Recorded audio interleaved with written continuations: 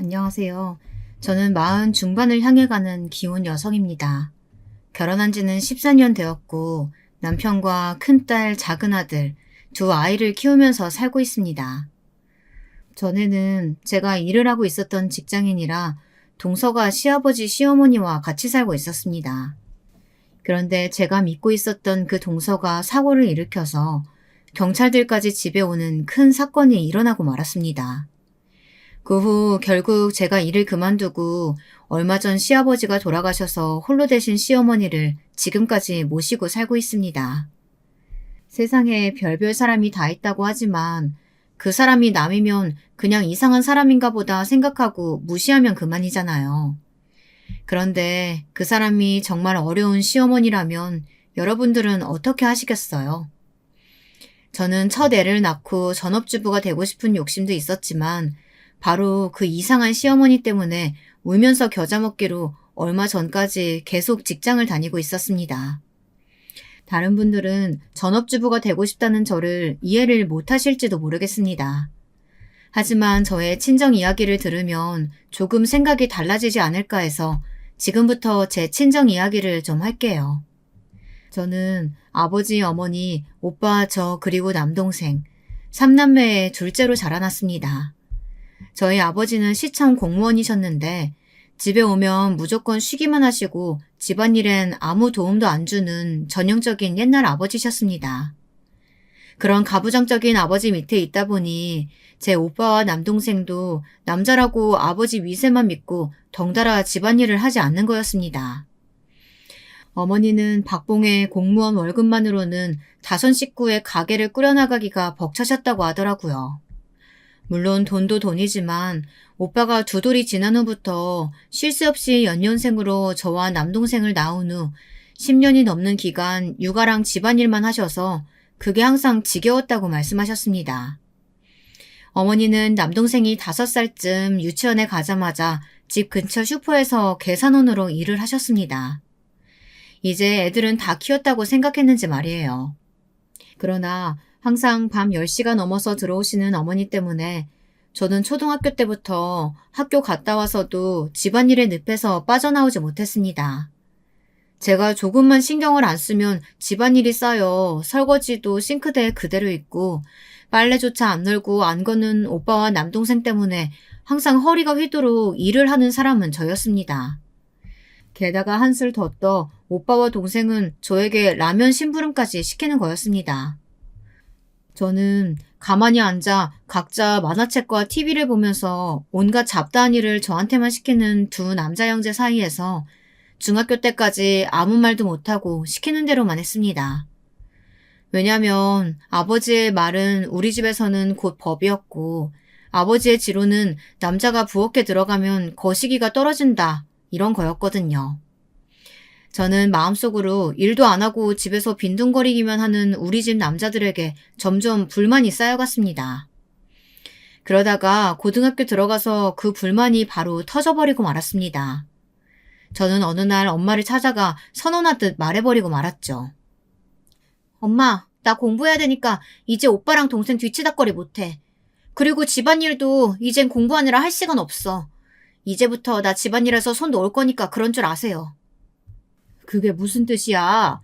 그럼 이 엄마가 밤 10시 넘어서 슈퍼에서 퇴근하는데 그 후에 집안일도 다 해야 한다는 거니?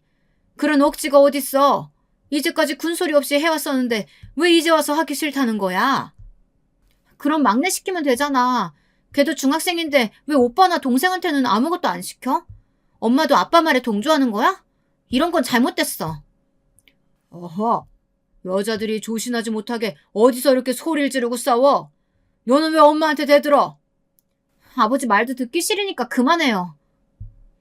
저는 그 후부터 집에는 겨우 잠만 자러 들어갔어요. 고등학교 1학년 때부터 학교에서 야간 자율학습을 하면서 저녁도 먹고 공부에만 매진했습니다. 집에 오더라도 식구들은 모두 자고 있으니 아무도 얼굴 볼 일이 없어서 좋았습니다. 그때 저는 부모님과 형제들 모두 꼴도 보기 싫었거든요. 그러다 보니 저는 성적이 많이 올라 서울에 있는 대학에 합격했고 혼자 자취를 하게 되었습니다. 그때부터 대학 생활은 저의 인생에서 가장 행복한 시간이었습니다. 혼자 살 수 있는 자유도 있었고 제 스스로 밥을 해먹고 다닐 수 있었으니까요. 집안일도 하고 싶을 때만 했습니다. 아무도 잔소리하지 않고 심부름시키지 않는 저만의 공간에서 저는 대학 4년 내내 그 시간을 만끽했습니다. 그때는 과 사무실에 회사 취업 공고가 붙던 시절이었습니다. 저는 회계학과를 나왔는데 그때 회계사 사무실이 기하급수적으로 늘어나면서 일하려는 마음만 있으면 일자리는 충분히 있었습니다. 저는 대학을 졸업하자마자 고민 없이 회계사 사무실에 직원으로 일을 하며 밤에는 회계사 자격증 공부를 했습니다. 지방에 있는 집에는 한 달에 한 번 정도 돌아갔고요. 서울에서 취직하고 또 계속 살다 보니 본가로 돌아가는 것이 불편했습니다. 점점 저는 우리 가족 내에서 겉도는 사람이 되었습니다. 그러다가 저희 회사에 들어온 신입 회계사였던 남편과 만나서 결혼을 하게 되었습니다. 남편이 회계사였기에 저는 회계사 자격증 공부를 하다 그만두었습니다. 계속 시험에 떨어지는 저를 보다 못한 남편이 언젠가 사무실을 차리면 그 사무실에서 사무장 노릇하고 수입 관리를 하며 살면 되지 않겠느냐고 제안을 했었기 때문이었죠. 남편은 사실 저를 전업주부로 만들고 싶어 했지만 제 시부모님들은 제가 전업주부가 되면 장남인 남편의 밑에 들어가 살고 싶다고 하도 말들을 하셔서 저는 억지로라도 일을 해야만 했던 것이었습니다. 제가 일을 한다는 이유로 겨우 학과를 안 하고 있었으니까요. 시댁은 우리 친정과 비슷한 처지였습니다. 그러나 시댁에서 실권을 가진 분은 시아버지가 아닌 시어머니였습니다. 시어머니의 성격은 저희 친정아버지와 비슷한 분이었어요. 전형적인 옛날 시어머니 말이죠. 시댁은 남편과 시동생, 아들 둘만 있었는데 어쩌면 다행일지도 몰라요. 만약 시어머니에게 딸이 있었다면 그 딸도 저와 같이 집안일의 희생양이 되었을 테니까요. 얘, 너는 꼴랑 얼마 번다고 그 회사에서 계속 일을 하고 그러니? 그냥 때려치우고 집에 들어와서 살림만 해. 너도 살림하는 거 좋아하지 않아? 나는 얼른 네가 일 좀 그만뒀으면 좋겠다. 집안일 모두 너한테 맡겨버리고 나는 노인정에 나가서 놀러 다니고 싶구나. 우리 동네 친구들이랑 같이 해외여행도 가고 싶고. 니야 시아버지 떼놓고 말이야. 아, 어머니, 제가 많이 벌지는 못하지만 그래도 지금부터 얼른 돈 모아서 집 사려면 저희들 맞벌이 계속 해야 돼요. 저 일 못 그만둬요. 다른 시부모님들은 며느리가 맞벌이 하는 거 원한다고 하시던데. 우리 우진이가 장남인데 그냥 우리 집에 들어와서 살면 되지. 그럼 난 너한테 집안일 맡기고 놀러 다닐 수 있을 텐데. 언젠가 그리 될 건데 뭐. 그냥 빨리 회사 그만둬라. 시어머니는 이처럼 저에게 어서 일을 그만두고 시댁에 들어와 살림을 하며 살라고 말씀하시곤 했습니다. 하지만 그 때문에 저는 애 둘을 낳고도 출산휴가 한 달도 못 버티고 꾸역꾸역 일을 하러 나갔습니다. 제가 특별히 나쁜 며느리라서가 아니에요. 전업주부가 되는 순간 중학교 시절처럼 시댁의 하녀와 같은 생활을 하게 될 것 같아 그랬습니다. 저는 정말 그것만큼은 사양하고 싶었거든요.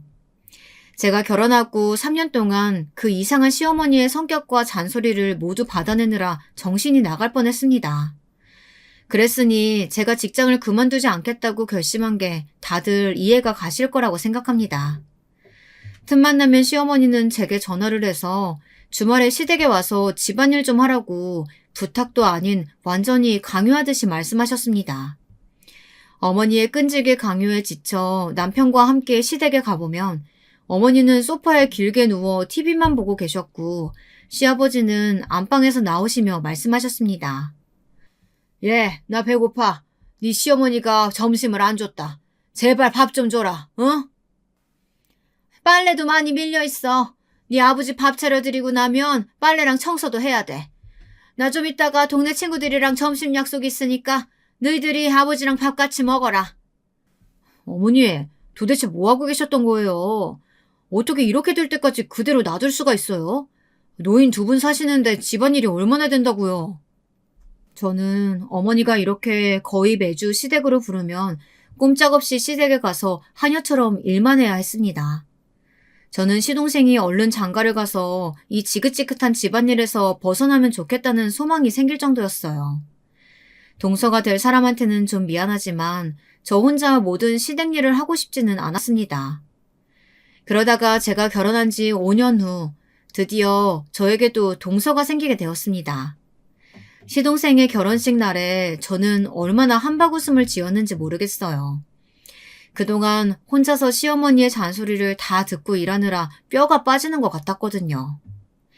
동서는 고등학교만 나온 20대 중반의 무직이었습니다. 제 시동생에게 먼저 결혼하자고 한 것은 동서였다고 하더라고요. 동서가 나중에 말하기를 하도 취직이 안 돼서 시집이나 가자고 생각했는데 시동생과 사귀다가 아기가 먼저 생겼다네요. 뱃속에 애를 가지고 그대로 시동생과 결혼을 했고 동서는 결혼 6개월 만에 애를 낳고 시동생이 벌어다주는 돈으로 아기랑 집에서 육아와 집안일만 하며 살았습니다. 신혼 초에는 동서는 시부모님과 따로 살았던 것도 물론이고요. 그러다 첫 애를 낳고 얼마 되지 않아 동서는 육아가 너무 힘들다고 하면서 자기가 먼저 시부모님을 모시고 살겠다고 했습니다. 지금 생각하면 저희 시어머니의 성격을 전혀 몰랐던 동서의 계산착오였겠죠. 그러면 내가 주중에 너희 집에 가서 애 봐줄 테니까 너는 우리 집에 와서 밥이랑 청소 빨래라도 좀 해라. 그러면 내가 너희 딸 키워줄게. 정말이세요? 어머니 고맙습니다. 시어머니는 동서에게 시댁의 모든 살림을 다 떠맡기고 달랑 손주를 안고 매일 공원이다 노인정이다 이런 데를 놀러 가실 생각뿐이었습니다. 시어머니의 살림 싫어하는 성격 어디 가겠어요.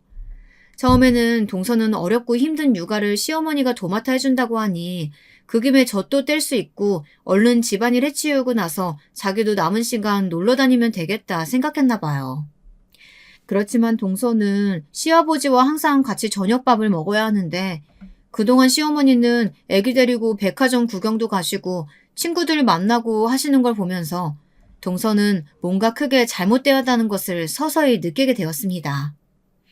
그러던 어느 날 시동생이 동서와 시부모님 몰래 주식을 하다가 크게 폭망을 했다고 하더라고요. 빚까지 끌어다가 1억도 넘게 투자를 했는데 욕심을 너무 많이 부리다가 크게 잃어서 시동생은 신혼집 전세금까지 날려먹게 생겼던 거였습니다. 동서는 믿고 있던 시동생에게 뒤통수를 크게 맞았다면서 매일 시댁에 찾아와서 시위하듯 울기만 했고 그 꼴을 보다 못한 시어머니가 동서에게 말했습니다. 우리 도진이도 잘해보려다가 그렇게 된 거니까 너무 뭐라고 하지 말고 그 집 빼서 전세금으로 얼른 빚 갚아버리고 우리랑 같이 살자. 어차피 도진이가 쓰던 방도 있고 우진이 방은 우리 소녀 침대 놓고 하면 되니까. 그렇게 하자, 응?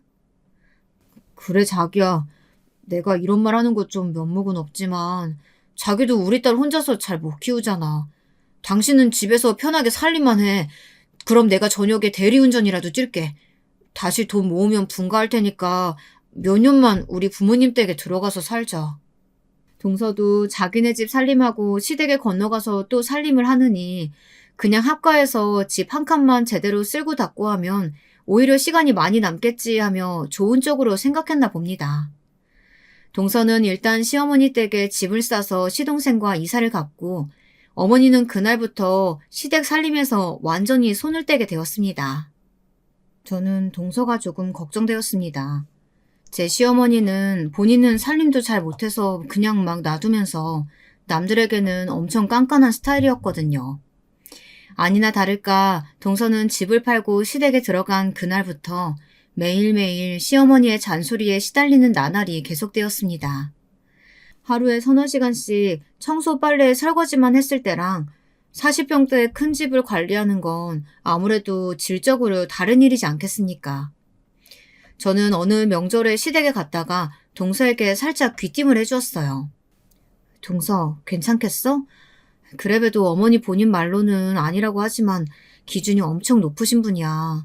나 어머니 집 살림살이 하다가 몸살 걸려서 병원 여러 번 갔거든.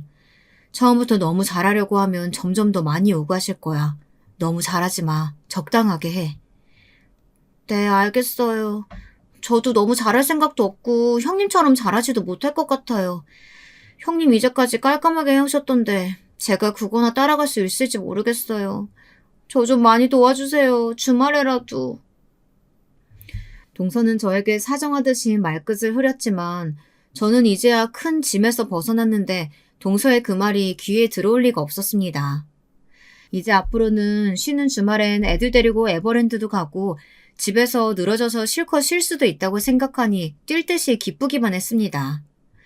그 후로는 저는 용건이 있을 때만 가끔 시댁을 갔고 주말에는 발길을 딱 끊었습니다. 처음에는 우리 시어머니가 그렇게 동서를 괴롭히고 있는지도 몰랐습니다. 그런데 시동생네가 시댁에 들어와 산 지 1년쯤 지난 후 설날을 맞아 오랜만에 시댁에 가보니 동서가 눈 밑에 다크서클이 깊게 진 채로 마룻바닥을 닦고 있더라고요. 그 옆에서는 시어머니가 손녀를 업고 계속 밉살스러운 목소리로 잔소리를 하고 있었던 겁니다. 얘, 저기 구석에 아직 먼지가 까맣게 있는 거 안 보이니? 그리고 너 걸레 손으로 빨라고 했잖아. 손으로 빨고 걸레를 표백제 넣고 삶아야 될 거 아니야. 딱 보면 걸레가 아직 때가 다 안 졌다. 그냥 세탁기 넣고 돌린 게 다 티가 나. 어머니, 저 왔어요. 저는 뭐 하면 될까요? 큰애 왔니? 너는 찬장에 나무재기 꺼내서 닦고 전 부칠 준비해. 어머니, 저도 걸레질 그만하고 형님이랑 전 부칠 준비하면 안 될까요? 저 무릎이 너무 시큰거려요. 요즘 누가 무릎 꿇고 그냥 수건으로 마룻바닥을 닦아요. 얘, 네가 안 하면 그럼 누가 하니? 네 형님 시킬 수도 없고 너밖에 할 사람 없는걸. 동서는 입을 삐죽거리면서도 시어머니가 한번 무섭게 째려보자 다시 무릎 꿇고 앉아 바닥을 닦아야 했습니다. 그동안 많이 참고 있었는지 동서는 설날 밤에 제사가 시작되자 눈물이 그렁그렁해서 자기 방에 들어가 아예 나오질 않더라고요. 시동생은 동서가 울던 말던 신경도 안 쓰이는지 제사 끝나고 식구들과 밥을 먹으면서 웃고 떠들고 있었습니다. 저는 남편에게 가만히 귓속말로 물었습니다. 여보, 동서 몸 안 좋은 거 아니야? 왜 저녁도 안 먹고 들어가서 아직 나오지도 않는데? 서방님한테 동서 좀 보고 오라고 얘기 좀 해봐. 그냥 놔둬. 부부간의 문제는 가족들이라고 함부로 충고하고 그러는 거 아니래. 괜히 긁어부스럼 만들 수도 있으니까. 재수씨가 컨디션 괜찮아지면 알아서 나오겠지. 저와 남편이 시어머니 몰래 수근거리고 있었는데 그걸 또 어떻게 들었는지 시동생이 옆에서 말을 붙이더라고요. 왜? 우리 여보가 좀 아픈가 봐. 일주일 전에 밥도 잘 못 먹고 울렁거린다고 희한하게 한겨울에 딸기를 찾더라고. 서방님, 그거 입덧 아니에요? 둘째 생긴 것 같은데. 동서가 뭐라고 안 해요? 한번 들어가서 물어봐요. 네? 둘째? 입덧이요? 우리 여보 임신했을 때 막 뭐든지 잘 먹고 구역질한 적도 없었는데. 그건 케이스마다 다른 거죠. 둘째는 또 달라요. 저도 그랬고. 얼른 들어가서 동서 위로도 해주고 딸기도 구해다 줘요.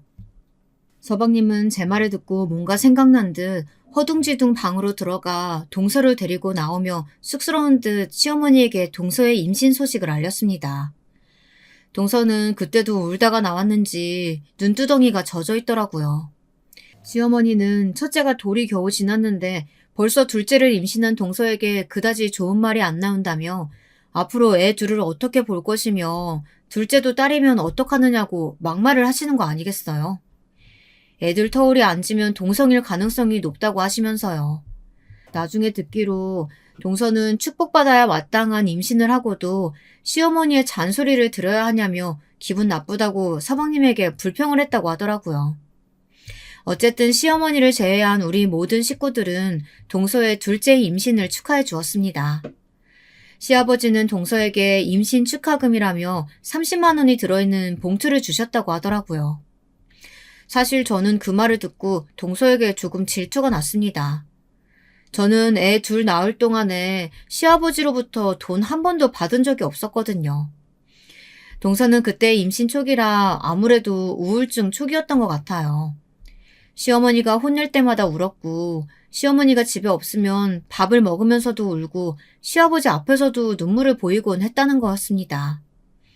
그래서 그런 동서의 모습이 불쌍해서 시아버지가 돈을 줬던 게 아닌가 생각이 되어요. 동서도 어느 정도 마음을 추스르고 제법 배도 불렀을 때였던 것 같습니다. 입덧도 어느새 사라지고 평소 먹는 양보다 많이 먹게 된 동서는 시도 때도 없이 시동생을 졸라서 떡볶이가 먹고 싶다, 족발이 먹고 싶다 하면서 밤마다 둘이서 야식을 먹었던 모양이에요. 그건 역시 시아버지는 그냥 눈 감고 넘어가 주셨지만 제 시어머니는 절대 그럴 분이 아니셨어요. 어느 날 시동생이 퇴근하면서 동서가 시켰다고 또 김밥과 순대를 사오자 시어머니는 그날따라 폭발을 하셨나 봅니다. 얘, 너는 얼마나 먹으려고 작정이니? 저녁을 안 먹은 것도 아니고 너 그렇게 급 살찌면 애기 낳기 힘들어져.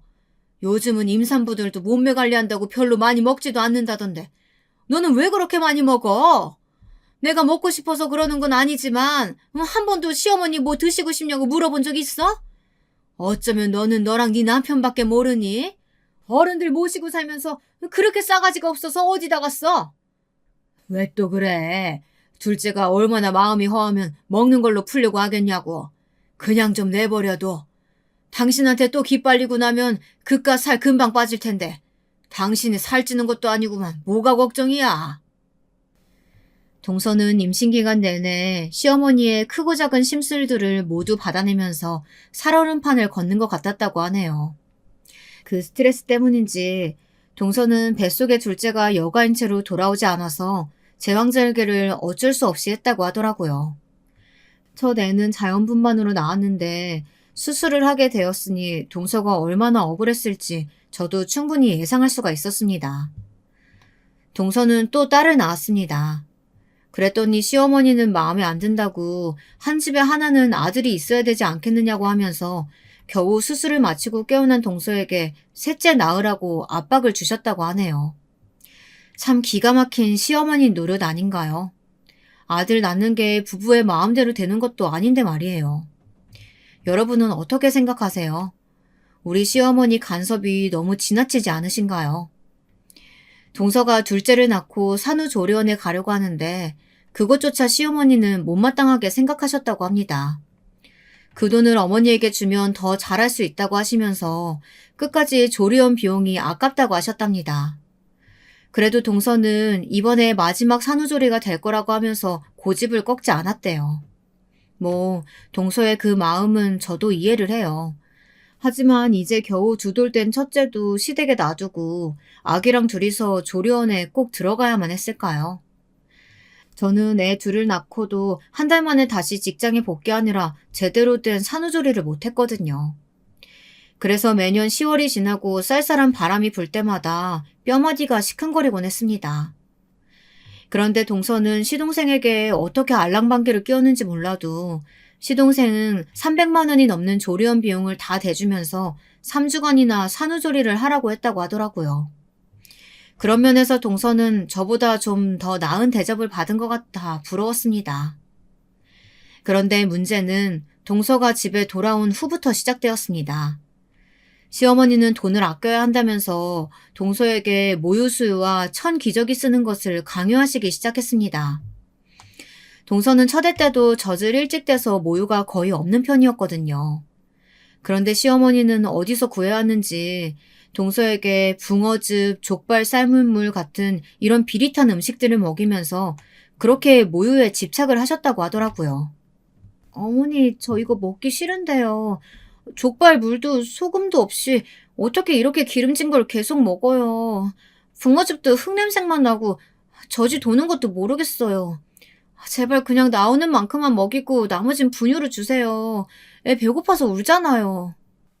안 돼. 이번에 네 산후조리원 비용이 얼마나 많이 들어갔는데 분유값이랑 매달 종이 기저귀 값까지 어떻게 감당하니?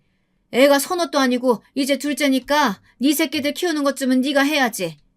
난 이제 네 애들 육아에서도 좀 자유로워지고 싶구나.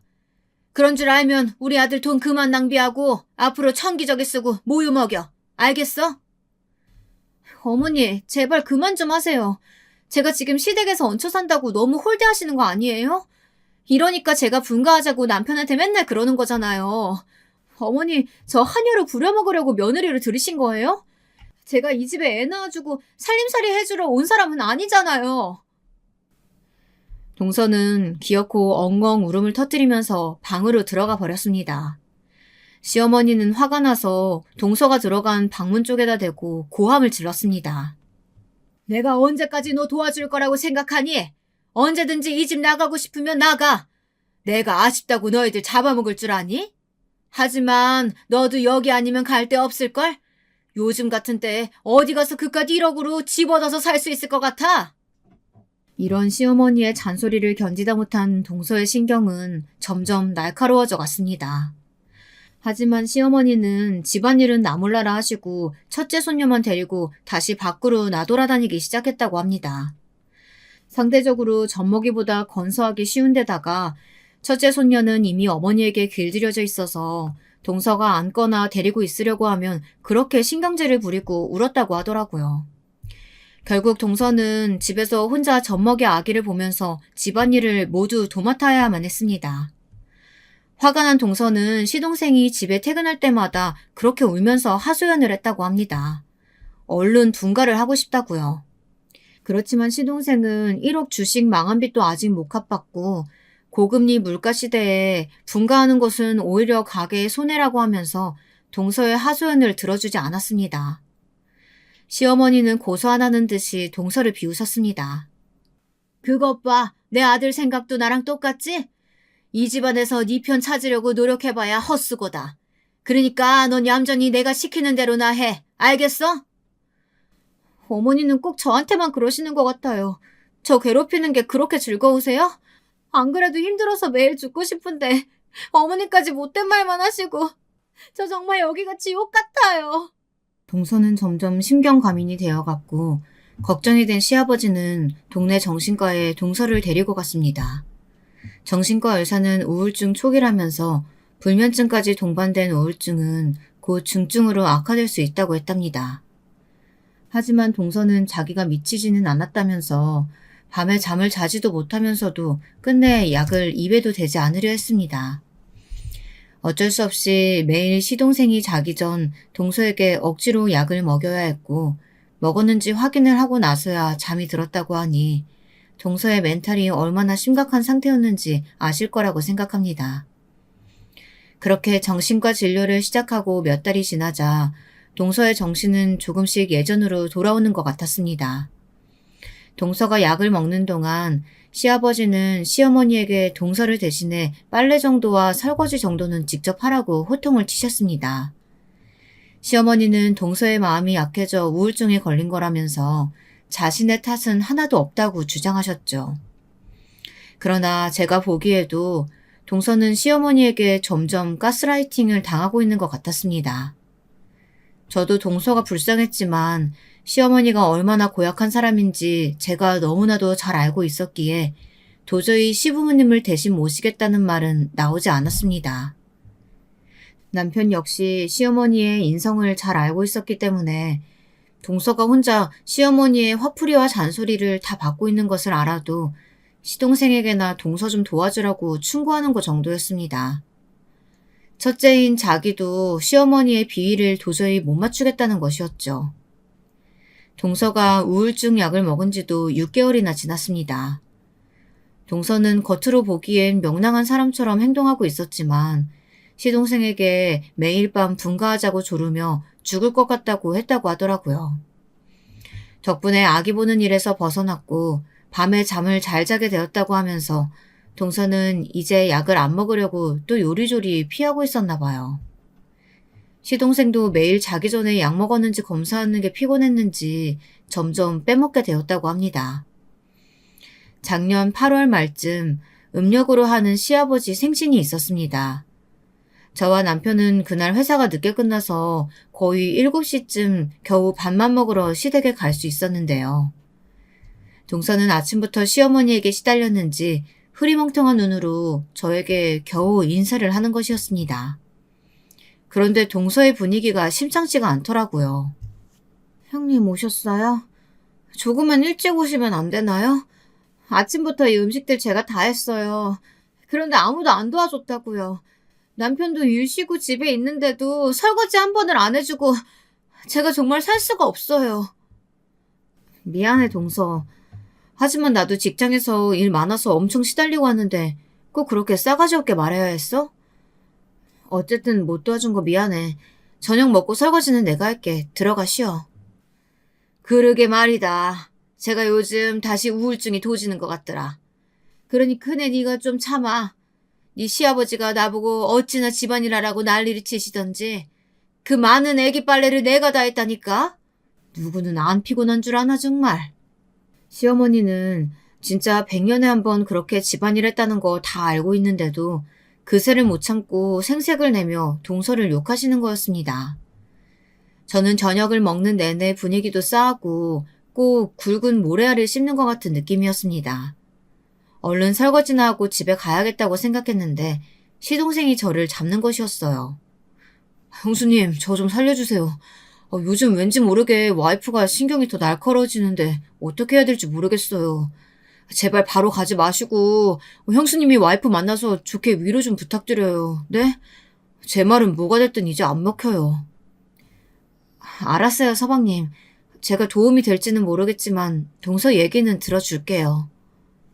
저 역시 아까 동서의 무례한 행동이 기분이 나빠진 터라 시동생의 부탁이 좀 거슬리긴 했지만 우울증이 심해졌다고 하는 동서를 그대로 둘 수는 없었기에 저는 방문을 두드려 보았습니다. 동서, 방에 있어? 나랑 얘기 좀 해. 그러나 방 안에서 희미하게 아기 울음소리만 났고 그 외에는 아무 소리도 들리지 않았습니다. 둘째 조카의 울음소리가 점점 거세지자 저는 걱정이 되어 방문을 마구 두들기고 말았습니다. 동서의 방문은 잠겨 있었고 아기는 점점 크게 울고 있었어요. 동서, 내 말 안 들려? 애기 울고 있는데 뭐 하는 거야? 저는 급하게 시동생을 불러 보조키로 문을 따고 들어갔습니다. 그랬더니 아기는 침대에서 혼자 목이 끊어져라 울고 있는데 동서는 바닥에 누워 헤드폰을 쓴 채 눈을 감고 잠들어 있는 것이었습니다. 제가 동서를 흔들어 깨우자 초점이 없는 눈으로 동서는 헤드폰을 벗더니 물었습니다. 무슨 일이에요? 제가 또 뭐 해야 하는 일이라도 있어요? 동서, 애기 키우면서 아무 소리 안 들리게 헤드폰 쓰고 있으면 어떡해. 애기 우는 소리도 안 들리잖아. 애 때문에 잠을 못 잔 지 3일이 넘었어요. 매일 밤마다 힘들어 죽겠는데 아무도 도와주는 사람이 없다고요. 저도 잠을 자야 제정신으로 살죠. 저 이대로 혼자 안 죽을래요. 형님, 저 말릴 생각하지 마세요.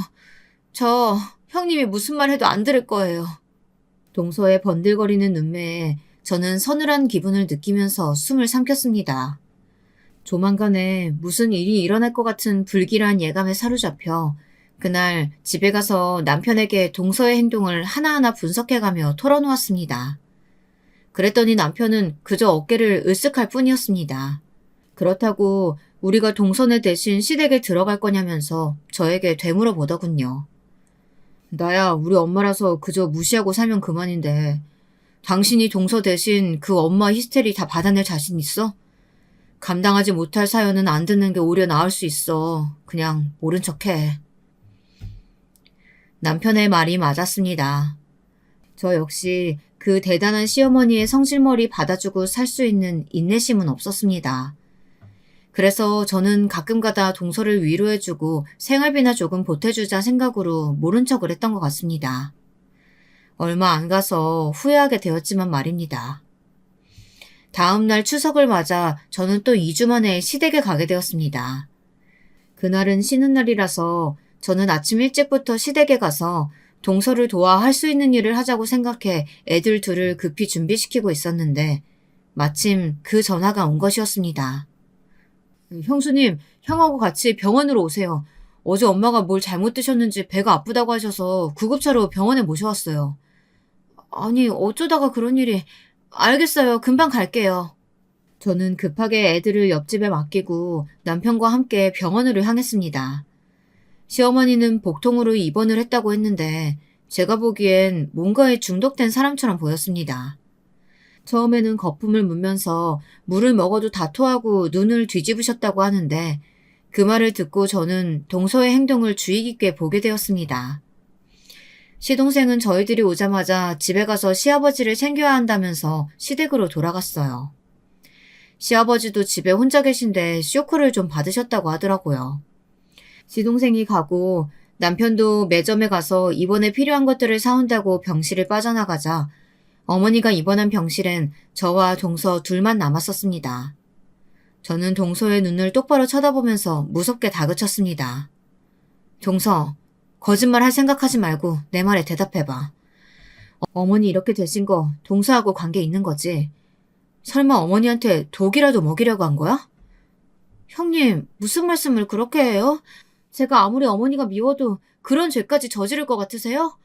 전 아니에요. 절대 아니라고요. 동서는 강하게 도리지를 치며 부정했습니다. 그러나 그렇게 말하는 동서의 얼굴을 보니 하얗게 질려 있었습니다. 제가 고개를 저으며 동서를 다시 노려보자 동서는 뭔가 간파당한 표정으로 저에게 호소하듯이 말했습니다. 형님, 아주버님이랑 남편한테는 말하지 마세요. 절대 제가 그런 거 아니에요. 어머니가 이렇게 금방 쓰러질 줄은 몰랐어요. 그냥 음료수에 뭘 좀 섞기만. 기가 막혀. 뭘 섞은 거야? 동서 도대체 어떡하려고 그래? 우울증 약 끊지 말고 계속 먹었어야지. 동서는 병실 바닥에 털썩 주저앉아 공허한 눈으로 저에게 모든 것을 털어놓고 말았습니다. 어제 점심때부터 시어머니는 언제나와 마찬가지로 동서를 들들 볶아대고 있었습니다. 명절이 다가오니 가족들이 오기 전에 집안 대청소를 해야 한다면서 동서에게 손걸레질을 시키고 무거운 사기 그릇들까지 다 꺼내서 닦으라고 시켰던 것이었습니다. 그리고 친구를 만나러 나가면서 어머니가 올 때까지 모든 것을 끝내놓으라고 했던 것이었어요. 그 말을 들으면서 동서의 마음이 조금은 이해가 갔습니다. 저라도 그런 힘든 일을 혼자 하라고 했다면 어머니가 미웠기는 했을 거예요. 동서는 애 둘을 보면서는 당연히 어머니가 시킨 일은 끝내지 못했고 그럴 바엔 그냥 쉬기라도 하자는 생각에 애들을 재워놓고 또 헤드폰을 끼고 자느라 어머니가 들어오는 소리를 못 들었나 봅니다. 어머니는 저녁 때쯤 들어와서 바닥 청소도 제대로 안 되어 있고 사기 그릇들은 설거지를 하다 만 채 쌓여 있는 것을 보더니 자는 동서를 억지로 깨워서 기어이 뺨을 한 대 때렸다고 하더라고요. 동서는 크게 놀라서 어머니에게 맞은 뺨을 붙들고 부들부들 떨며 소리쳤습니다. 뭐예요? 왜 때리시는 건데요? 제가 시킨 일을 다 하지는 못했어도 어머니가 저를 때릴 권리는 없는 거 아닌가요? 도대체 이 집안에서 저는 어쩐 존재예요? 하녀나 다름없는 취급하고 아무리 시어머니라도 저를 그렇게 부려먹을 권리가 있는 건 아니잖아요. 뭐? 이 인연이 뭘 잘한 게 있다고 시어머니한테 바락바락 대들어? 내가 무리한 거 시켰니? 네 생각엔 내가 팥쥐 엄마라도 돼? 이 나쁜 년, 너 한 대 더 맞고 싶어? 시어머니는 어이가 없게도 동서를 더 때리겠다고 손을 치켜들었습니다.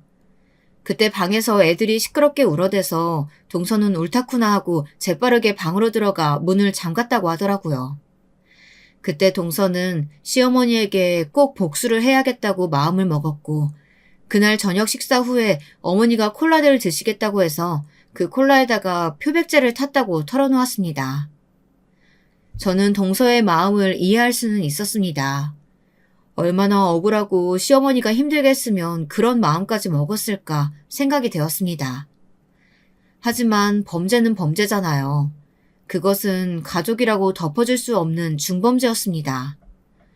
저는 목 놓아서 엉엉 우는 동서를 병실에 놔두고 밖으로 나와 경찰서에 전화를 했습니다. 신고를 마치고 돌아오니 제 남편이 울고 있는 동서의 등을 두드리면서 저한테 물었습니다. 재수씨 왜 이러고 있어? 당신이 또 뭐라고 했길래 어머니한테 그렇게 당하고 사는 거 불쌍하지도 않냐? 당신도 윗사람이라고 동서 못 살게 구는 거야? 그게 아니야. 동서가 어머니 배탈나게 만든 장본인이라고. 당신도 모르면 가만히 있어. 동서, 미안하지만 난 가만히 덮어둘 수가 없어. 동서의 삐뚤어진 마음이 또 누구를 해코지할지 모르니까. 경찰에 신고해서 미안해. 하지만 동서도 죗값은 받아야지. 죄송해요, 형님. 형님, 저희 애들 잘 부탁드려요. 제 행동에 책임지고 돌아와서 남편하고도 이혼하겠어요. 저도 더 이상 이 집에서는 못 살겠거든요. 그냥 이혼하면 되는 거였는데 제가 애들 생각해서 어떻게든 시어머니 참고 살겠다고 마음먹었던 게 잘못이었던 것 같아요. 동서는 곧 병실 밖에 들이닥친 형사들에게 순순히 이끌려갔고 동서의 친정 부모님들이 그 소식을 듣고 놀라 경찰서로 달려오셨습니다.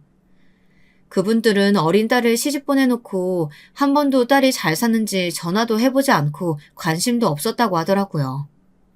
하다못해 동서의 친정 부모님이라도 자주 동서에게 안부 전화를 했었다라면 우리 시어머니의 만행을 일찍 눈치채지 않았을까 생각합니다.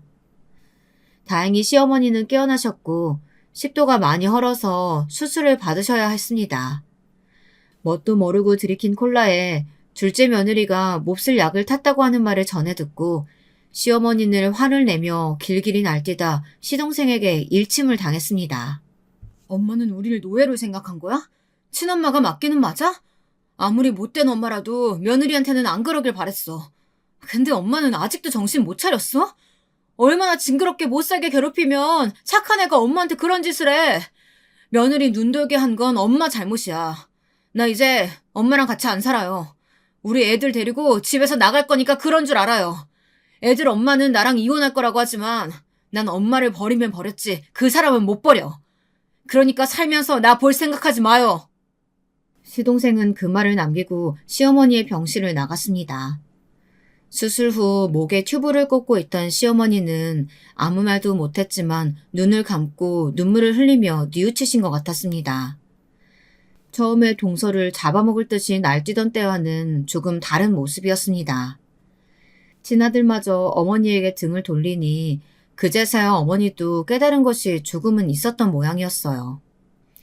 동서가 시어머니에게 독을 먹인 사건으로 재판을 받고 집행유예 기간이 끝나자 시동생은 동서와 아이들을 데리고 호주로 이민을 갔습니다. 한국에 계속 살면 언젠가 또 시어머니가 동서를 부를지도 모른다는 것이 두려워서 그랬다고 합니다. 다행히 호주로 이민 가서 영어도 배우고 카페에서 아르바이트도 하면서 동서는 정신의 건강을 되찾아갔습니다. 두 딸들도 시설과 유치원에 맡겨지면서 밤새 우는 일도 적어졌고 성격도 원만해졌다고 합니다. 시동생은 가끔 영상통화로 시어머니 얼굴을 보며 통화는 하지만 아직까지 한국에 들어온 일은 없었습니다. 그런 일이 있고 난 후 시아버지는 시름시름 앓다가 돌아가셨습니다. 그때 충격을 받으신 것도 있었지만 간암인 것을 너무 늦게 발견해서 이미 수술을 하기에도 늦으셨다고 하더라고요. 올해 1월 시아버지의 장례를 치르고 나서 시어머니는 말씀하셨습니다. 내가 너희들한테 못할 짓을 너무 많이 했나 보다. 하늘이 노하셔서 네 아버지를 일찍 데리고 간 것 같아. 내가 대신 죽었더라면 좋았겠지만 나는 목숨이 끈질긴 건지 아직은 갈 때가 안 된 것 같구나. 내 너희들한테 패기치지 않게 실버타운이나 들어갈란다. 첫째 며느리 너가 이제 와서 나랑 새삼스럽게 같이 살며 시집살이 하고 싶진 않을 거 아니야. 나도 네 눈치 보면서 너희 집에 얹혀 살고 싶진 않으니까 오진이 네가 실버타운이나 알아봐다오. 엄마, 무슨 말을 그렇게 해. 도진이네는 비록 이민을 갔지만 아직 내가 있잖아. 우리 집으로 오세요. 아니면 우리가 지금 집 근처로 이사 갈게. 엄마 혼자 실버타운에 살다가 엄마도 우울증으로 고통받으면 어떡해. 저는 남편의 말을 듣고 겁이 났습니다. 시어머니가 다음 타겟으로 저를 괴롭히기 시작하면 저 역시 동서처럼 말라 죽는 게 아닌가 싶었기 때문입니다. 저는 남편의 눈을 피하면서 어떻게든 빠져나갈 구실이 없나 쭈뼛거리면서 말을 꺼냈습니다. 하지만 어머니, 저는 직장에 다니고 있잖아요. 어머니가 원하시는 대로 집안일 하는 건 무리예요. 차라리 제가 가정부를 일주일에 2번 보내드릴게요. 그러면 어떠세요? 네? 당신도 괜찮지? 저는 이를 악물며 남편에게 눈짓을 했지만 남편은 막무가내로 시어머니를 저희 집으로 오게 만들고 말았습니다. 그리고 저에게 다짜고짜 회계사무소 일을 그만두라며 설득을 하기 시작했습니다. 저는 전업주부가 되는 것이 소원이긴 했지만 시어머니를 모시면서 시집살이를 하고 싶지는 않았어요. 시어머니도 저희 부부간에 끼어 며칠 눈치를 보시다가 다시 실버타운 이야기를 꺼내놓으셨습니다. 내가 아는 동네 친구도 영감 죽고 나서 혼자 실버타운 들어갔는데 아무 신경 쓸 거 없다고 좋아하더라. 집안일 할 필요도 없고 거기서 새끼 밥도 나오고 한다니까 너무 부정적으로만 생각하지 말고, 응? 우진아, 엄마가 실버타운 들어가면 주말마다 보러 오면 되잖아. 아니, 엄마가 자식이 없는 것도 아닌데 왜 거길 들어가야 하냐고. 당신 정말 일 그만 안 두면 나랑 이혼해. 나는 장남으로서 우리 엄마가 내팽개치는 꼴은 못 봐.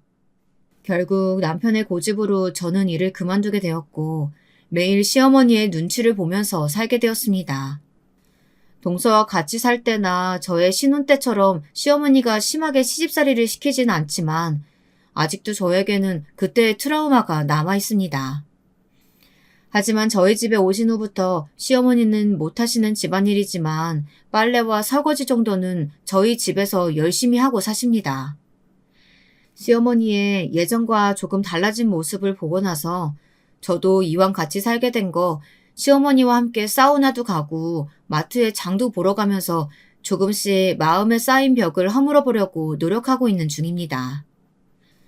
동서가 마음에 병이 들어 이런 끔찍한 일이 생겼지만 어머니가 변하지 않는 이상 언젠가 한번 터질 일이었습니다. 다행히 어머니도 그 일이 있고부터는 막말하는 것도 조심하셨고 저희 집에서 남편의 눈치를 보면서 살고 계십니다. 애들도 초등학교 고학년이 되었고 저도 내년에는 아르바이트라도 구해서 숨을 좀 돌려보려고 합니다. 남편이 하지 말라고 했지만 어머니랑 둘이 저녁 시간에 멀뚱멀뚱 보내는 것보단 몇 시간이라도 편의점 알바를 하는 게 낫지 않을까 생각도 되고요. 시어머니의 말년의 삶을 지켜보면서 저는 나중에 저희 애들한테 과한 간섭이나 잔소리는 하지 말아야겠다 생각이 들더라고요. 나이가 들면 입은 닫고 지갑은 열라고 했다던데 그 반대로 하면 누구한테도 환영받지 못하는 삶일 거라고 생각합니다. 꼭 저희 시어머니 같이 말이에요. 어머니도 이제는 연세가 들어서 큰 소리 칠 힘도 없으시지만 결혼 초기처럼 어머니에게 꼼짝 못하고 살 생각은 없어요. 저도 나이가 들었으니 잔소리도 지혜롭게 피해가는 법을 익히게 됐으니까요. 여러분, 제 이야기 어떠셨나요? 사실 좋기만 한 이야기는 아닌데 그래도 여러분들이 재미있게 들으셨다면 기쁠 것 같습니다. 날씨가 너무 덥네요. 하루하루 건강 조심하시고요. 제 이야기 들어주셔서 감사합니다.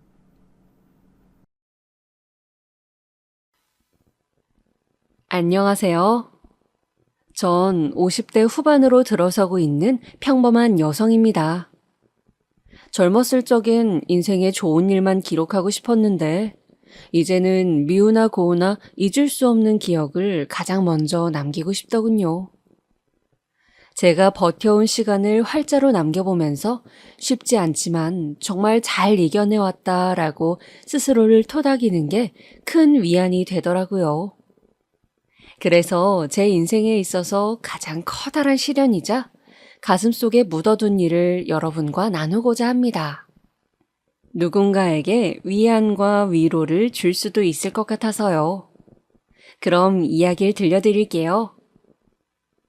저는 20년 전에 집에서 도망쳐 나왔어요. 너무 까마득한 일이지만 그때의 기억은 아직도 어제 일처럼 선명합니다. 남편에게 일상처럼 모진 폭력을 당했었거든요. 전 남편은 당시 공기업을 다닐 정도로 유능한 인재에 주변인들한테도 인품으로 인정받던 사람이었습니다. 그래서 저도 고향에 있던 모든 일을 접고 남편 집을 따라 처음 가보는 타지에서 신혼을 시작했거든요. 저에게도 평소엔 다정하고 좋은 남편이었고요. 하지만 결혼하고 1년 후부터 본인의 말을 듣지 않거나 말대꾸를 한다 싶으면 갑자기 화를 내면서 물건을 집어던지는 게 일쑤였죠. 처음엔 살다 보면 나아질 줄 알았어요. 제가 조심하고 아이도 생겨서 남편이 가정에 대한 책임감이 생기면 고쳐질 줄 알았죠. 하지만 점점 갈수록 상황은 심각해졌고 물건을 던지는 것에서 저를 때리는 걸로 바뀌어 가더라고요. 한 번은 너무 힘들어서 이유를 물어봤어요. 대체 나한테 이러는 이유가 뭐냐고. 왜 함께 사는 사람한테 이렇게 짐승처럼 발길질을 해대는 거냐고. 그랬더니 본인이 밖에서 돈도 벌어오고 아빠 노릇도 다 하는데 그럼 스트레스를 어디에 푸느냐고 되묻더군요. 맞는 거 그거 몇 번 참으면 자기도 진정하고 사과하는데 뭐가 그렇게 억울하고 잘못됐냐며 덧붙이면서요. 어이가 없었죠. 처음 만났을 땐 그 누구보다 친절하고 선하던 사람이었는데 왜 이렇게 변했을까 싶었어요. 하지만 그 당시 미련하던 저는 어떻게든 남편을 이해해보려 했어요. 내가 바뀌는 것밖에 선택지가 없었거든요. 그땐 이혼하고 나서 혼자 자립할 능력도 없었고 아이들도 너무 어렸으니까. 그렇게 스스로를 다독이며 참으면 될 줄 알았는데 상황을 더 안 좋게 만들 거란 생각을 못했어요. 아이들이 자라는 내내 저는 육아와 남편의 폭력으로 지쳐갔고 하루하루 도망치고 싶은 걸 참아가며 버텨야 했죠. 그러는 게 당연한 것처럼. 저와 남편 사이엔 아들 하나와 딸 하나가 있었어요. 저와 남편이 싸우는 걸 보며 커서 그런지 아이들은 늘 투정이 많고 예민했어요. 가뜩이나 위태롭던 저에겐 가족 모두가 짐처럼 느껴졌습니다. 하지만 제 핏줄인지라 차마 모질게 떠날 수 없으니 밤마다 어린아이들을 붙잡고 참 많이 울었던 것 같아요.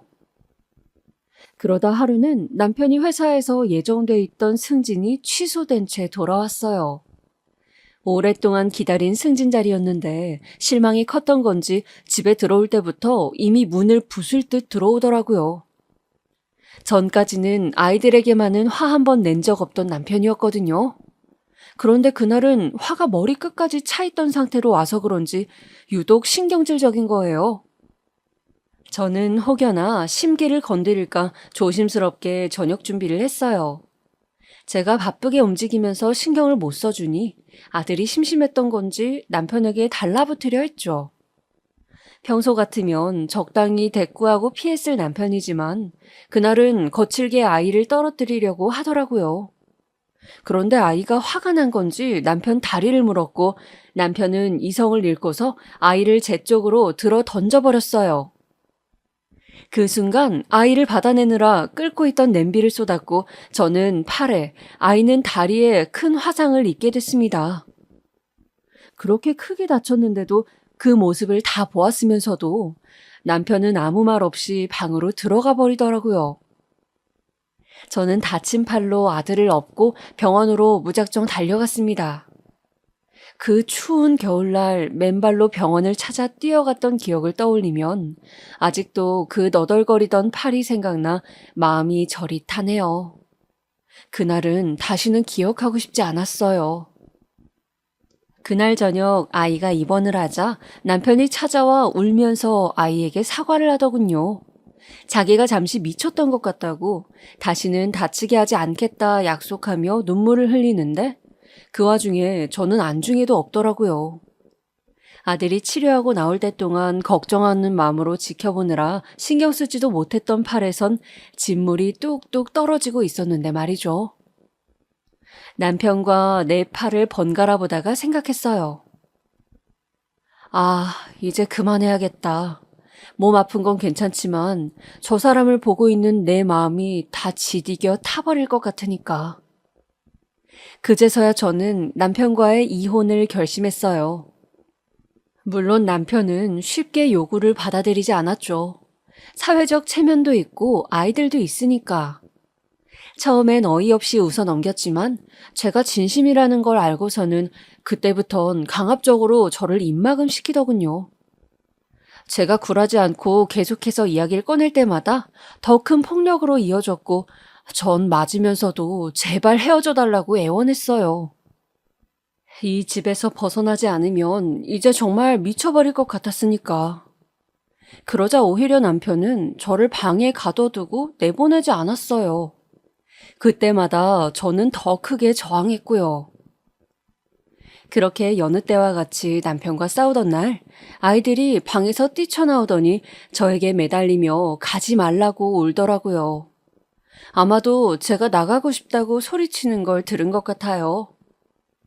엉엉 우는 아이들 눈물 닦아주니 저도 조금이나마 이성을 되찾을 수 있었습니다. 그래서 이 아이들이 학교 갈 때까지만 어떻게든 참자는 마음으로 죽은 사람처럼 지냈어요. 몸은 움직이지만 마음은 시들어버린 채로. 그때 저는 정말이지 산송장 같았어요. 어떤 날은 문득 깨어보니 제가 앞치마를 하고선 동네 놀이터 그네에 앉아있더군요. 놀러 나가겠다는 아이들을 내보내고서 돌아가던 길 같은데 무슨 정신이었던 건지 놀이터로 와서 멍하니 있었던 거예요. 그렇게 집으로 돌아가지도 다른 곳으로 가지도 못한 채 하염없이 그네에 앉아 있었어요. 제가 갈 수 있는 곳이 아무 데도 없었거든요. 그렇게 첫째 아들이 12살, 둘째 딸이 8살이 되던 해에 저는 집에서 도망쳐 나왔습니다.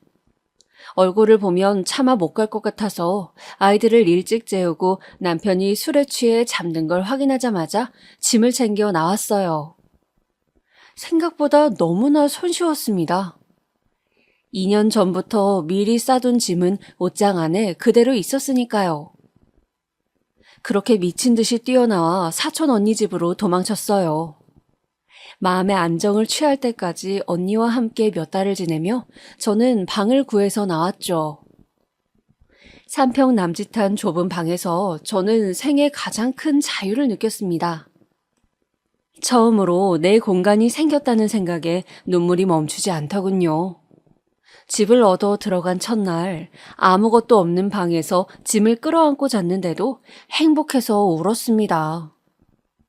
그렇게 30대 후반에야 작은 방 한 칸에서 시작한 날들이 흐르고 흘러 저는 평범하게 주름진 할머니가 되어가고 있네요. 혼자 보낸 시간이 20년이라 그다지 재미없는 세월이었지만요. 지금은 방 2개가 있는 집에서 작은 강아지를 기르며 살아요. 제 또래 나이 든 사람들만 받아주는 잡화점에서 틈틈이 일도 하고 있고요. 결국 남편도 저와 이혼해 주었습니다. 참 오래도 걸렸죠. 지금은 고된 일상도 내성이 생겨서 어떤 일에도 무뎌져 그럭저럭 평온한 날들을 보내고 있는 듯 하지만 사실 전 그간의 시간 동안 아이들 생각으로 편히 밤잠에 든 적이 없었어요. 밤마다 아이들의 울음소리, 나를 원망하는 째진 그 목소리가 이명처럼 귀에 아른거렸거든요. 너무나 보고 싶어서 몇 번 몰래 집 근처로 찾아간 적도 있었어요. 하지만 멀리서만 바라볼 뿐 다가갈 수가 없었습니다. 바로 눈앞에서 마주하면 손을 잡고 얼굴을 어루만지고 싶고 함께 있고 싶고 그래서 아이 곁에서 떠날 수 없게 될까 봐요. 그럼 또 예전 그 지옥 같던 날로부터 벗어날 수 없을 것 같았어요. 경제적으로 안정돼 있고 아이들에게만큼은 끔찍이 잘해주는 남편이었지만 전 언제나 가난했고 지난날의 상처로 많이 쇠약해진 상태였습니다. 그러니 저에겐 선택지가 없던 셈이나 마찬가지였죠. 누군가는 변명이라며 저를 손가락질할 수 있겠지만 최악에서 더 최악으로 가지 않기 위해서는 어쩔 수 없었습니다. 아마 과거로 돌아가더라도 저는 똑같은 선택을 했을 거예요. 아마 그렇게 전 늘 죄책감이란 덫에서 벗어나지 못했던 것 같아요. 혼자 살고 있으니 다정하게 다가오는 사람도 몇 있었지만 두고 온 아이들 생각 때문에 매번 결혼이란 약속 앞에선 돌아설 수밖에 없었습니다. 아이들이 언젠가 나를 찾았는데 내 옆에 누군가 있다면 실망하지 않을까 하는 바보 같은 생각 때문에요. 한 번은 이혼해서 아이 하나를 키우던 사람이 저에게 다가왔어요. 너무나 착하고 순진해서 여자를 모르던, 그래서 나를 더 소중히 다뤄주려고 하던 전 남편과는 완전히 다른 사람이었죠. 그래서 잠시나마 옛 기억을 잊고 나도 새로 시작해도 되지 않을까 하는 기대를 잠깐 했어요. 가족에서 떨어져 나와 많이 외로웠고 어떻게든 사람의 온기에 기대고 싶었어요. 더 이상 남자를 믿고 싶지 않았지만 이 사람만은 다르다는 작은 확신도 있었고요. 그렇게 만남을 이어가던 중에 그 사람은 우리가 이제 더 깊은 관계로 이어지길 바랐던 것 같아요. 자신의 아이와 함께 만나자고 했거든요. 처음엔 당황했지만 언젠가는 치러야 할 일이라고 생각했어요. 그리고 사랑하는 사람의 아이면 나도 분명 정을 줄 수 있을 거다, 별일 아니다 라고 대수롭지 않게 여겼죠. 마음의 준비가 차츰 끝났을 때쯤 그 사람의 아이를 만난 날, 어린 남자 아기가 제 앞으로 이렇게 아장아장 걸어오는데요.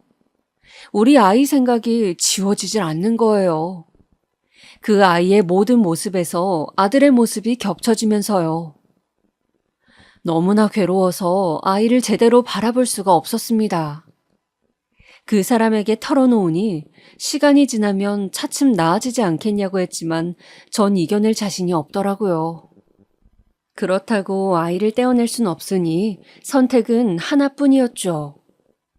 그렇게 그 사람을 떠나보낸 게 마지막이었어요. 한동안 혼자 남아 죄책감과 무력감으로 괴로워하던 저는 재작년부터 보육원을 다니기 시작했어요. 보육원 봉사는 마지막으로 만났던 그 사람이 저에게 알려준 거였어요. 본인도 이혼 후에 아들을 보육원에 보낼까 잠시 고민했었다고. 그렇게 보육원을 한번 찾아가 보았는데 거기서 지내는 어린아이들이 어찌나 딱하던지 마음이 아팠대요. 열악한 상황에서 아이들이 모여 밥을 먹는데 옆에서 챙겨주는 가족이 없는 게 계속 마음에 걸렸다고. 그래서 도저히 자신의 아이를 보낼 자신이 없어서 포기했고 찾아간 그날 돈을 기부하고 나왔다네요. 그 사람과 헤어지고 나서 더욱 헛헛해진 마음에 저는 그가 말했던 보육원을 찾아간 거예요. 사람들이 왁자지껄 모인 곳을 좋아하지 않던 저인데 왜 아이들이 있는 곳에선 마음이 편해지던지. 혼자 살기도 빠듯한 살림이라 작게나마 뜨개질을 시작해서 아이들 가방, 옷, 모자 등을 기부하는 식으로 도왔습니다. 일을 끝내고 돌아와 조용히 뜨개질을 할 때면 이걸 입고 좋아할 아이들의 모습이 떠올라 행복하더군요. 부모를 잃고 사랑이 고픈 아이들을 이렇게나마 보듬어주면서 저는 저를 올가매던 죄책감을 덜어낸 것 같아요. 우리 아이들한테 주지 못했던 사랑을 이렇게나마 베풀면 된다고 여기면서요. 그리고 커가는 아이들을 보면 우리 아이들이 어떻게 커갈지 상상할 수 있었어요. 아이들이 중학교에 간 이후 이사를 가면서 한 번도 보지 못했거든요. 제 마지막 기억 속의 우리 아이들은 당시 보육원에 있던 초등학생 친구들과 비슷한 모습이어서 제 자식을 돌보는 느낌이었죠. 그렇게 1년여 년이 지난 해 겨울에 다쳤던 팔을 통 못 쓰겠더라고요. 화상을 입고서 제대로 치료를 못했던 팔은 보기 싫게 어그러져 있었고 추운 겨울 날씨만 찾아오면 왜 그렇게 곪았던 상처 자국이 욱신거리는지 때마다 치르는 홍역처럼 앓곤 했었어요. 그런데 너무 방치해뒀던 건지 이제는 겉이 아니라 속까지 뻐근한 것 같더라고요. 일을 하면서 밤낮 없이 뜨개질만 하니 너무 무리했나 싶었어요. 그래서 잠시 보육원 봉사를 멈추고 며칠 동안만이라도 쉼을 갖기로 했죠. 그렇게 집에서 조용히 쉬고 있는데 누군가 초인종을 여러 번 누르더라고요. 도통 사람이 찾지 않는 집이라 의아한 마음으로 문을 열어보니 낯설지만 익숙한 얼굴 하나가 보이는 겁니다. 못 본 지 20년이 다 되어 가는데 아무 말 없이 얼굴만 봐도 알 것 같았어요. 분명 딸아이였습니다. 너무 당황해서 아무 말 하지 못하고 바라보는데 딸이 무작정 집 안으로 들어왔어요. 마치 무언가 찾을 게 있는 것처럼, 찾아야 할 게 있는 사람처럼 말없이 방 곳곳을 살피더군요. 저희 둘 다 아무 말이 없어서 방 안에는 낯선 사람의 방문에 놀란 강아지가 연신 짖어대는 소리만 울렸네요. 그렇게 한참을 살피다가 멍하니 있는 저에게 다가와 하는 첫 말은 평생 잊을 수 없던 말이었어요. 네가 엄마야?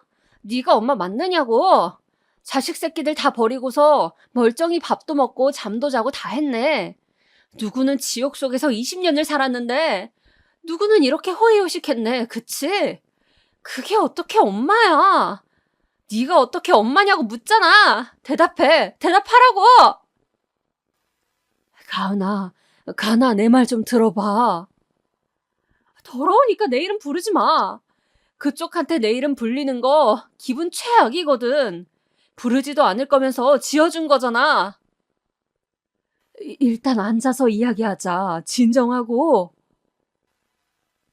진정? 그게 지금 제일 하고 싶은 말인 거지? 아직도 그렇게 혼자서 아무 일 없단 듯이 차분하다 이거지?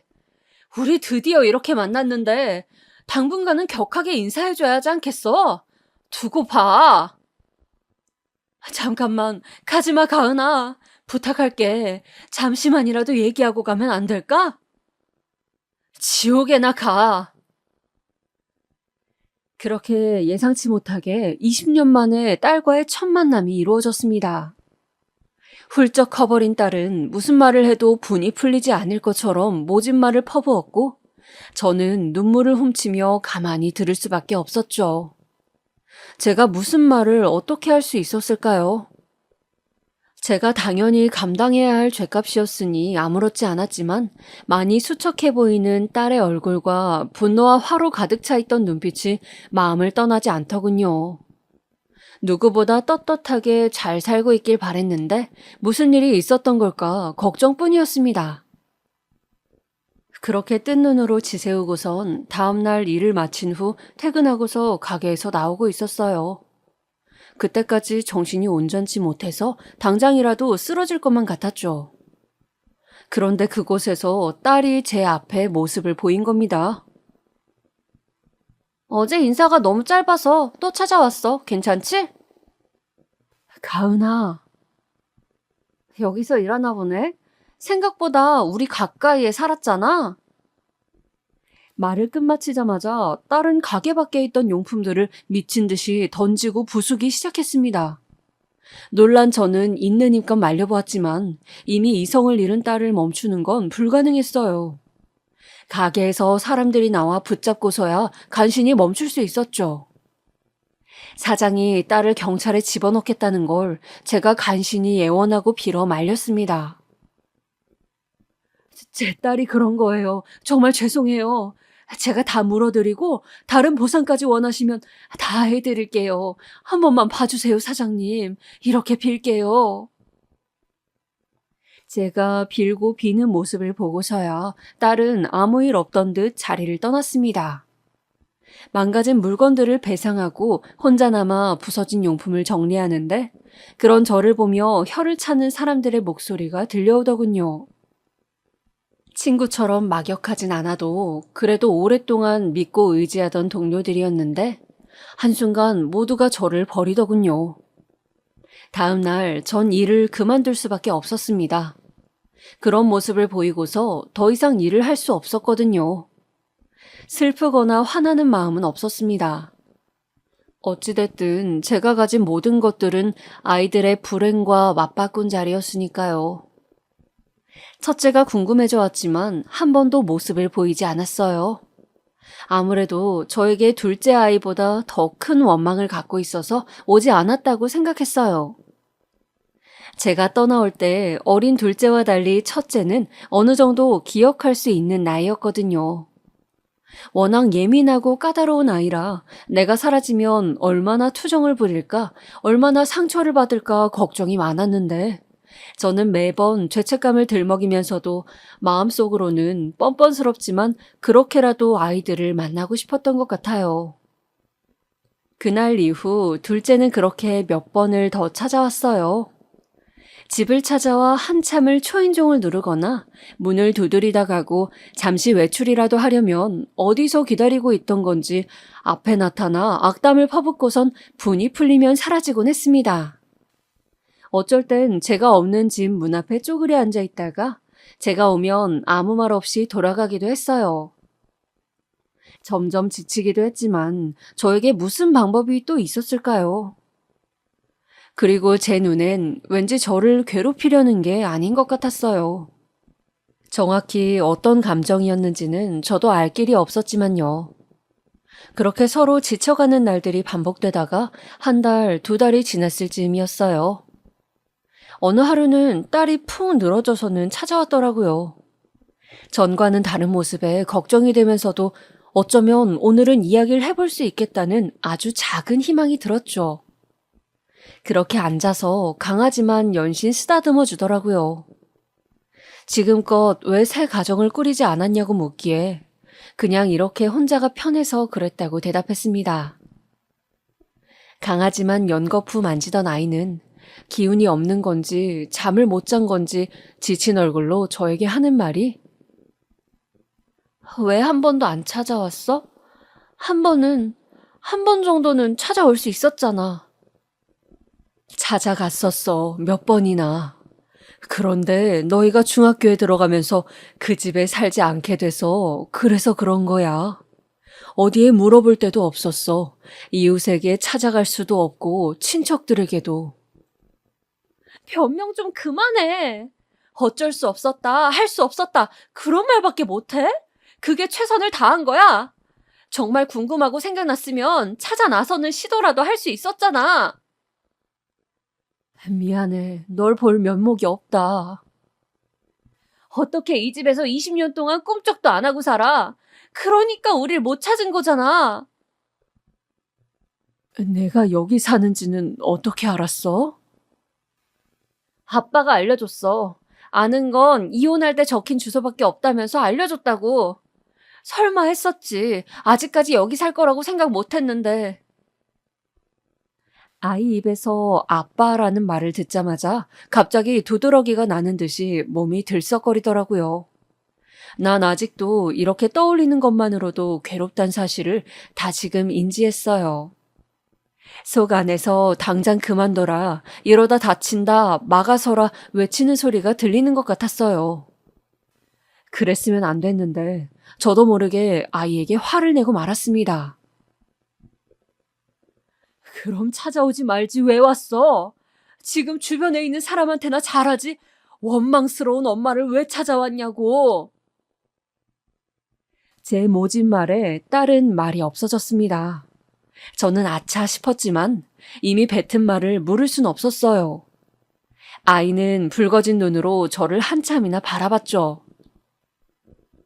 내 말에 상처 안 받았어? 여태 그렇게 나쁜 말만 찾아서 퍼부었는데 끄떡 없냐고. 그래서 이렇게 더 나쁘고 못된 말을 할 수 있는 거야? 나도 아파. 나도 너희가 보고 싶고 그립고 그만큼 괴로웠어. 그렇지만 말할 수 없는 상황이란 게 있다고. 미안해. 아무리 말해도 미안한데. 아빠는 돌아가셨어. 2년 전에. 뭐? 20살이 되고선 오빠도 나도 아빠랑 같이 안 살았어. 엄마가 그렇게 떠났는데 우리가 어떻게 아빠를 전처럼 지낼 수 있었겠어. 남겨진 우리한테도 지옥이었다고. 그 전까지는 어떻게 지냈어?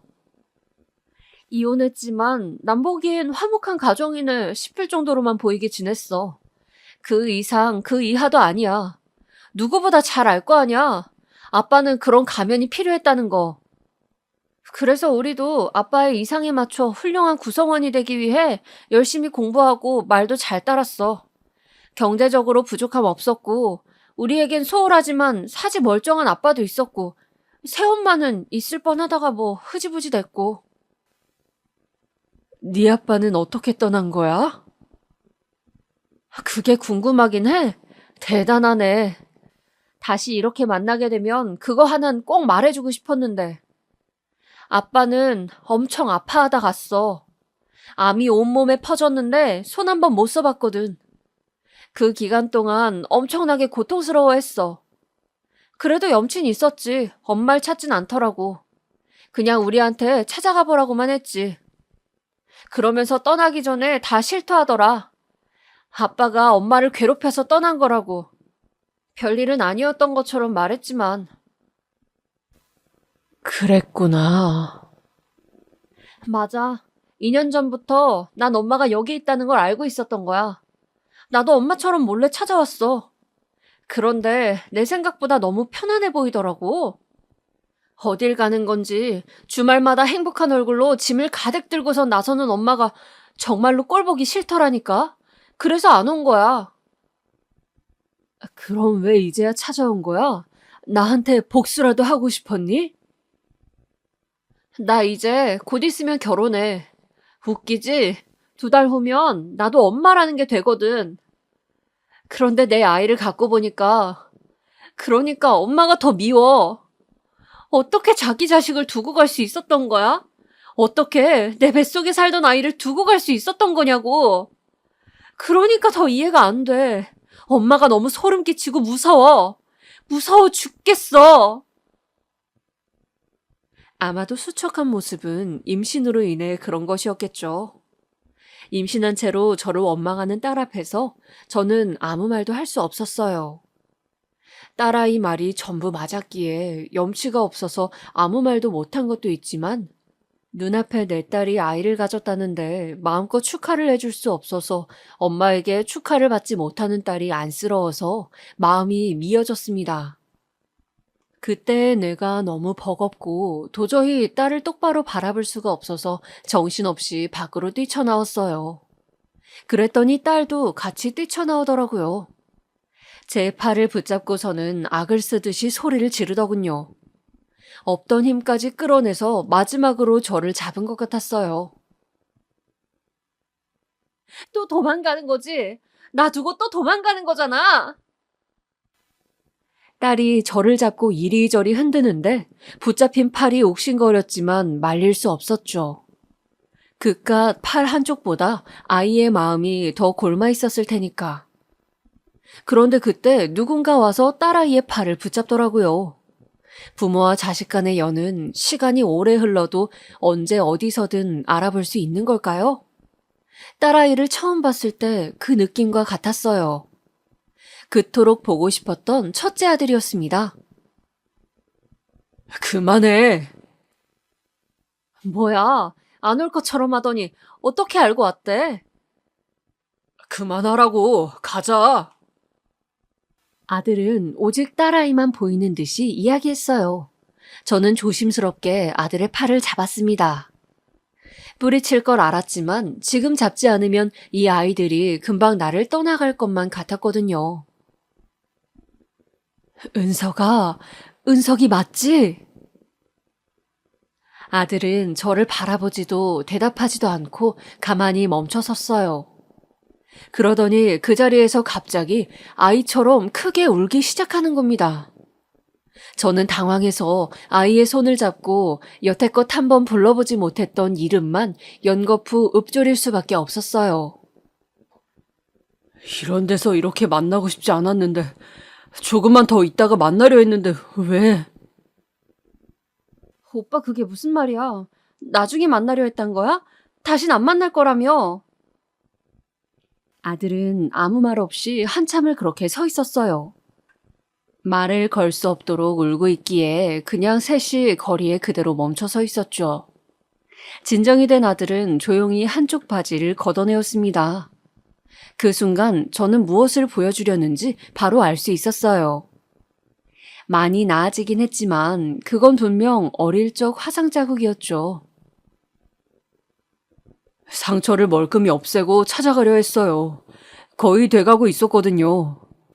엄마가 이걸 다시 보면 미안하다고 할까봐, 또 죄책감 느끼고 울까봐 다 지우고 가려고 했다고요. 아들은 조용히 제 소매를 걷어서 팔을 살폈어요. 조심스레 만져보던 아들은 하염없이 울었습니다. 이야기를 듣던 딸은 기운이 다 사라졌는지 그 자리에 주저앉았기에 데리고서 다시 집으로 돌아왔습니다. 딸은 누워서 눈만 뜨고 있었고 저와 아들은 차 한 잔씩을 앞에 두고 말없이 앉아 있었어요. 그리고 그 자리에서 전혀 생각지 못한 이야기를 듣게 되었습니다. 제가 봉사를 다니던 보육원에서 아들도 봉사를 다니고 있었던 거예요. 제가 아이들에 대한 그리움으로 찾아간 것처럼 아들도 엄마에 대한 그리움으로 찾아간 거였습니다. 자신과 똑같이 엄마가 없는 아이들을 보면서 안쓰러움을 느끼고 자기가 못 받은 사랑을 어떻게든 조금이나마 보여주고 싶었대요. 주말이나 쉬는 평일날마다 간식과 문구용품 등을 가져다 주곤 하는 식으로요. 그런데 하루는 한 아이가 뜨개질한 모자를 쓰고 있기에 귀여워서 아저씨한테 팔라는 식으로 장난을 쳤나 봐요. 그랬더니 아이가 이 모자를 준 할머니가 곧 올 시간이니 기다렸다가 받아가라고 했다더군요. 모자 할머니는 맨날 혼자 와요. 옷이랑 가방이랑 이런 거 주면서 계속 우리 보고 있거나 쓰다듬어 주다가 가거든요. 아이들 말이라 깊이 새겨듣지 않았던 아들은 기다릴 마음이 없었지만 마침 돌아가는 시간이 퇴근 시간과 겹쳐서 조금 더 머물다 가기로 했대요. 그렇게 시간이 지나고 아이가 말했던 할머니가 보육원으로 들어오는데 기분이 이상했다고 하네요. 뭔가 낯이 익은 그런 기분으로 가만히 바라보고 있었는데 그분이 아이를 씻기려고 소매를 벗는 순간 커다란 화상 자국을 보고서 그대로 울음을 터뜨릴 수밖에 없었답니다. 그게 바로 저였던 거예요.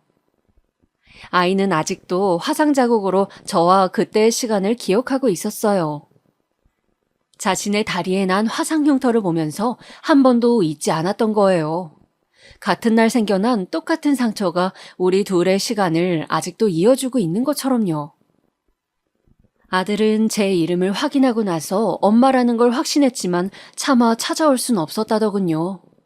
제가 원하지 않을까봐 예전에 아빠와의 기억을 다 잊고 지금의 생활에 만족하며 살고 있을 수도 있는데 자기가 그 안정을 깨트릴까봐 겁이 났다고 하네요. 그래서 그때부터 제가 어떻게 살고 있는 건지 주변을 배회하며 알아보았대요. 제가 일하는 가게에 와서 들키지 않게 멀리서 지켜보며 걸음을 함께하고 딸도 아들도 멀리서 저를 계속 지켜보고 있던 거예요.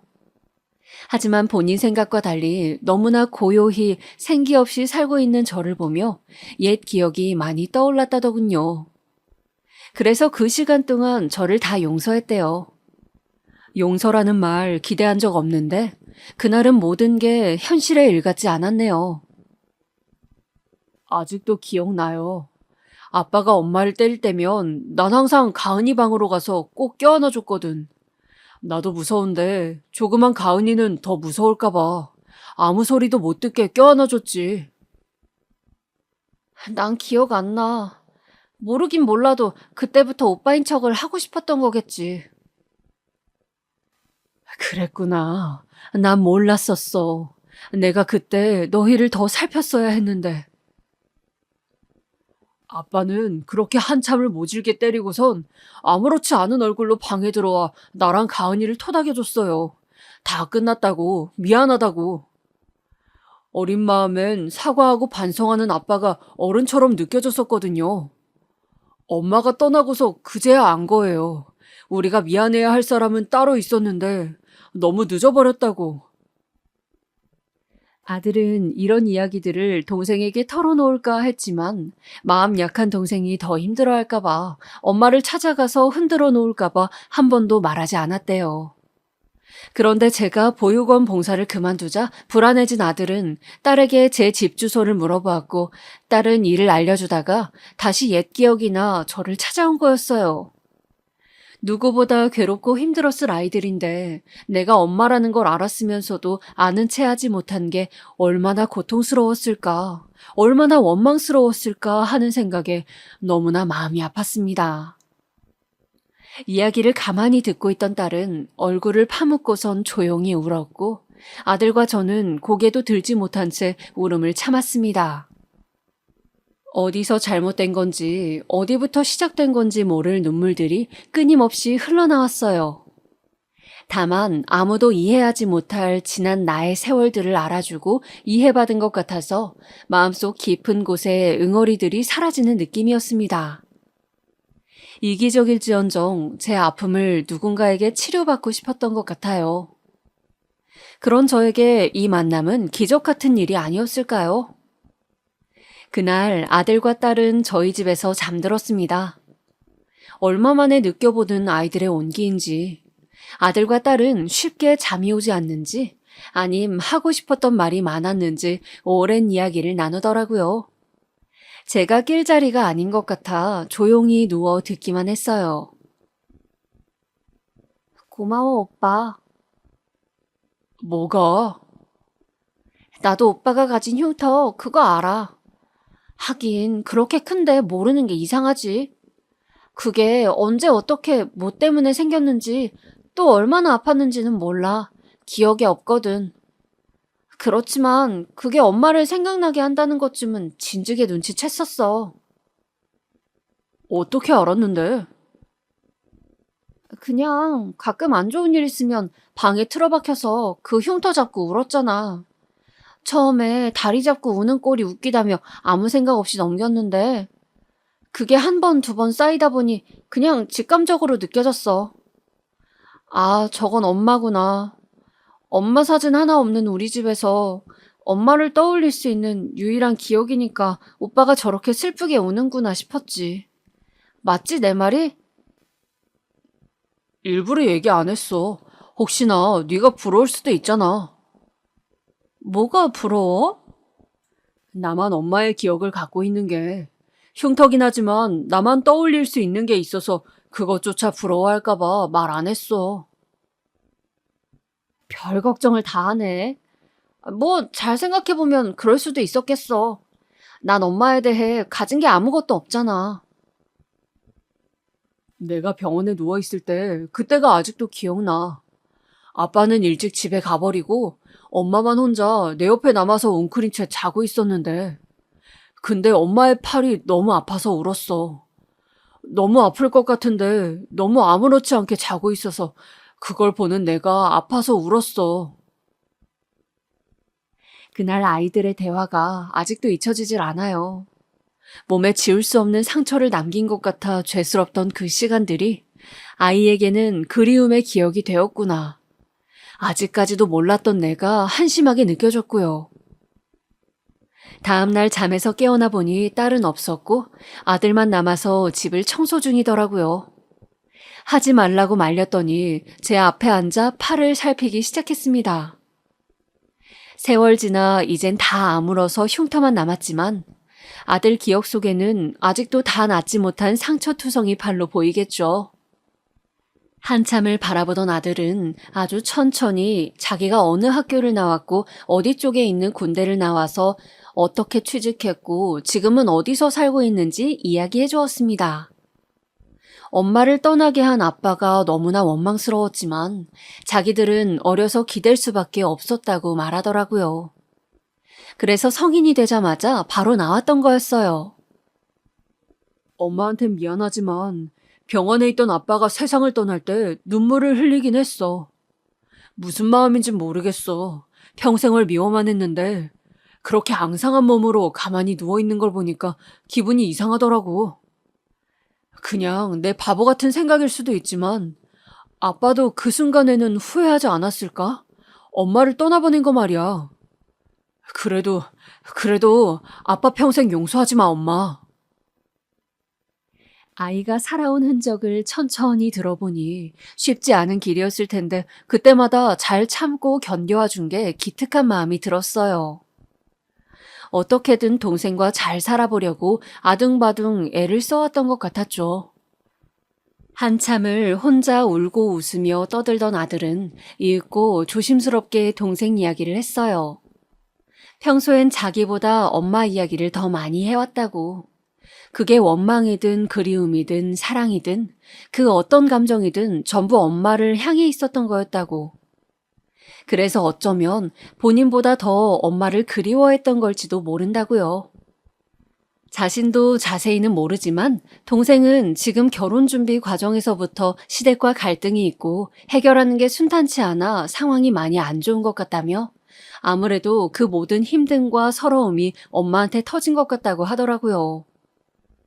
딸아이가 찾아올 때마다 소리쳤던 게 자기를 안아달라는 말인 줄도 모르고 그저 죄인처럼 고개만 숙이고 있던 게 너무나 미안하더라고요. 그래서 아들과 헤어지고 나서 바로 딸의 집을 찾아갔어요. 딸은 순순히 문을 열어주었고, 이번엔 아무 말도 하지 않았어요. 자연스럽게 엄마 자리로 돌아가려던 건 아니었습니다. 그냥 딸의 손을 잡아주고 싶던 마음뿐이었으니까요. 저도 아이에게 그동안 하지 못했던 이야기를 다 털어놨어요. 왜 도망쳐야만 했는지, 떠나고 나서 얼마나 후회했는지, 그럼에도 왜 다시 찾아가지 못했는지, 뭐가 그렇게 두려웠는지 하나씩 솔직하게 말했어요. 딸은 가만히 고개만 끄덕거렸죠. 아이가 다 이해했을 거라고 생각하진 않아요. 다만 전보다는 저를 용서할 수 있지 않을까요? 저는 그거면 충분하고요. 딸은 다 듣고 나자 저에게 먼저 다가와 안겼어요. 저도 아주 오랜만에 마음 편히 아이를 품에 안을 수 있었습니다. 그렇게 아이들과 만난 이후로 우리는 연락을 주고받기 시작했어요. 뭐 그렇게 연락이 자주 오진 않습니다.